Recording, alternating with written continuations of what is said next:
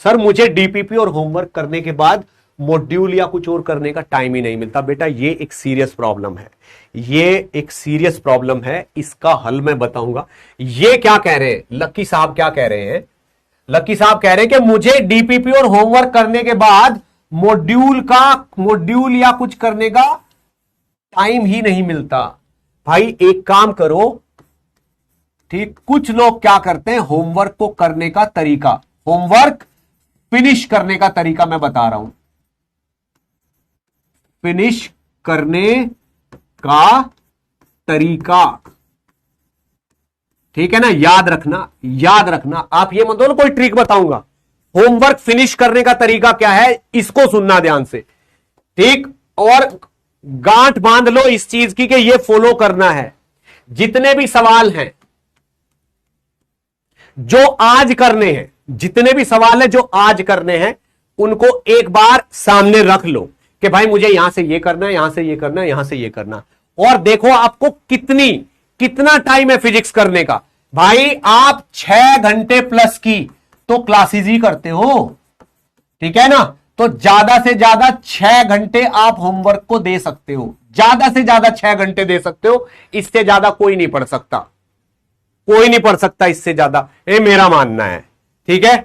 अगर आप 6 घंटे होमवर्क को दे सकते हो तो physics plus chemistry plus math तीनों को 2-2 घंटे अलॉट हुए, तो आपके पास फिजिक्स को करने के केवल 2 घंटे हैं, 2 आवर, ठीक, क्योंकि तीनों सब्जेक्ट बराबर हैं, आपके पास कुल 2 घंटे हैं फिजिक्स को करने के। क्लास खत्म होने के बाद इससे ज्यादा आप नहीं पढ़ सकते, चाहे ट्राई करके दे, जो बोल रहे हैं ना झूठ बोल रहा है,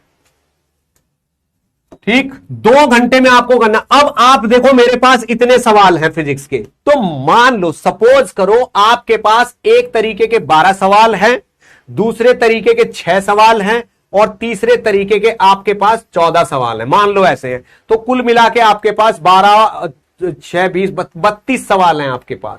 22 क्वेश्चन आज आपको करने हैं, ये आपका होमवर्क है, ठीक है ना। अब इसको मुझे बहुत जल्दी करना है, मैं सोच रहा हूं मेरा होमवर्क बड़े अच्छे से हो, तसल्ली से, ये नहीं कि मैं यूं ही उड़ा दूं होमवर्क को, मैं उड़ा दूं ना, आपको सीरियसली करना है। तो तरीका क्या है, बहुत सिंपल बात है भाई, बहुत सिंपल बात है। आपको क्या करना है, क्वेश्चन को ट्राई करना है, ठीक है ना, एक बार ट्राई करना है, पूरी ईमानदारी से पढ़ना है, सवाल को ट्राई करना है, ठीक। सर पढ़ के समझ ही नहीं आया, क्या करना है? बेटा जो भी आपने सीख रखा है वो करो, एक बार करने के बाद उसको चेक करो कि क्या होगा, और ये एक बार 100% ईमानदारी से होना चाहिए, 100% ईमानदारी से होना चाहिए एक बार, ठीक। आपने देखा आंसर मैच नहीं किया, तो आपको क्या करना है, दुखी नहीं होना है, आपको कांस्टेंट रहना है कि नहीं मिला आंसर, कोई बात नहीं, एक बार फिर से, वन मोर टाइम आपको फिर से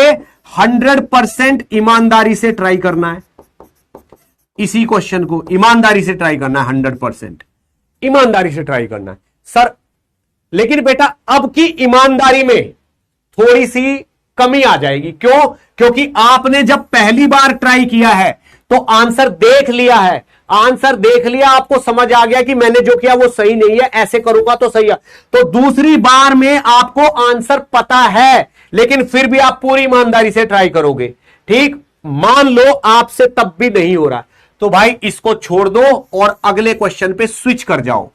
एक क्वेश्चन को ज्यादा से ज्यादा 5 से 6 मिनट दो, और अगले क्वेश्चन पे स्विच करते टाइम भी दुखी नहीं होना, ऐसे कांस्टेंट ही रहना है, बिल्कुल कांस्टेंट रहना है कि कोई बात नहीं हुआ तो, खुश भी नहीं होना, दुखी भी नहीं होना, कांस्टेंट रहना है, ऐसे कांस्टेंट रहना है, और अगले पे स्विच करना है, अगले क्वेश्चन को करो, ठीक है ना। नेक्स्ट क्वेश्चन किया आपने, हो सकता है वो हो जाए, अगर ये 2 ट्राई ईमानदारी की हैं तो ये तीसरी ट्राई आप नेक्स्ट क्वेश्चन में भी ईमानदारी से, ये हो सकता है हो जाए। उसके बाद इसी तरीके से अगले सवाल पे 5 से 6 मिनट मैक्सिमम एक सवाल को देना है, बस। अगर ऐसा करोगे ना तो ये 12 सवाल बड़ी जल्दी आपके फिनिश हो जाएंगे, ठीक है ना, बड़ी जल्दी फिनिश हो जाएंगे, ठीक है। उसके बाद ये जो 6 सवाल है अगले वाले, नेक्स्ट वाले जो 6 सवाल है, इनमें भी यही ट्राई करो, इनमें भी यही ट्राई करो। आई गारंटी 2 घंटे में आपके 32 नहीं तो मतलब 25 टाइप सवाल तो हो ही जाएंगे,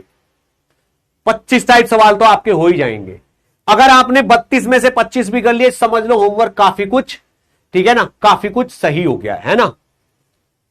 क्या ये वाली बात समझ में आ रही है? इतना तो इस तरीके से आपका होमवर्क जल्दी पूरा होगा। अगर आप पहले सवाल को लेके बैठ गए, आपसे नहीं हुआ और फिर आपने अपने आप को डिप्रेशन में ला दिया, तो आप इस एक सवाल में 20-25 मिनट लगा दोगे और अगले सवाल को करने का आपका एंतु चला जाएगा। भाई सवाल कोई रिश्तेदार नहीं होते आपके, कोई घर वाले नहीं होते, फैमिली के मेंबर नहीं होते कि उनको गुस्सा हो गया तो मनाना ही जरूरी है कि भाई मान जा मान जा मान जा। ऐसा नहीं करना।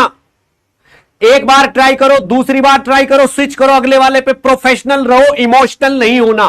क्वेश्चन को लेके इमोशनल नहीं होना, प्रोफेशनल रहो। एक बार ट्राई, दो बार ट्राई, अगला सवाल। और कुछ बोलो सर ये तो डाउट हो जाएंगे बहुत सारे। बेटा अगर आप 2 बार ईमानदारी से ट्राई करते हो तो आपको पूरा हक है तीसरी बार क्या आप इसका या तो सॉल्यूशन देख लो या डाउट में पूछ लो। फिर जब ये ट्राई हो जाए ना 12 सवाल ये, फिर इनका सॉल्यूशन देखो एक साथ, तुरंत नहीं देखना, एक साथ सॉल्यूशन देखो 12 सवालों का। 12 में से अगर 4 आपके डाउट हो गए तो उनको देखो कि कैसे कैसे होता, कहीं से भी देखो, आपको पूरा हक होता है। 2 बार ईमानदारी से ट्राई करने के बाद पूरा हक है। ऐसे करोगे तो आपका होमवर्क बड़ी जल्दी फिनिश हो जाएगा। और ये मेरा नहीं, जो बहुत ज्यादा प्रोग्रेस करते हैं ना बच्चे, ये उनका तरीका है, ठीक है ना। एक टीचर को सारी चीजें ना स्टूडेंट ही सिखाते हैं।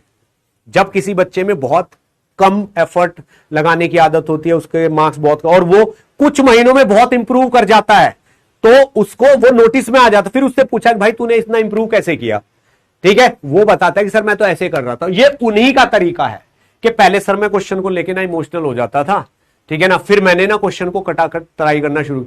और पता है आपको, इमोशनल होने वालों से ज्यादा बुद्धि इनमें होती है, क्योंकि स्विच करना कोई आसान काम नहीं होता। दिल पूरा पत्थर का करना होता है, तब अगले सवाल पे चलते हैं कि छोड़ो यार अगला करते हैं, छोड़ो यार अगला करते हैं। ये बड़ी बड़ी एबिलिटी है ये, ठीक। ये भी होनी जरूरी है कि अगले सवाल पे स्विच करना बहुत बड़ी एबिलिटी है। अगर कोई सवाल हो नहीं रहा उसको छोड़ के, जिसने ये सीख लिया ना उसने समझ लो स्टडी को फतेह कर लिया। ये बात याद रखना आप, ठीक है।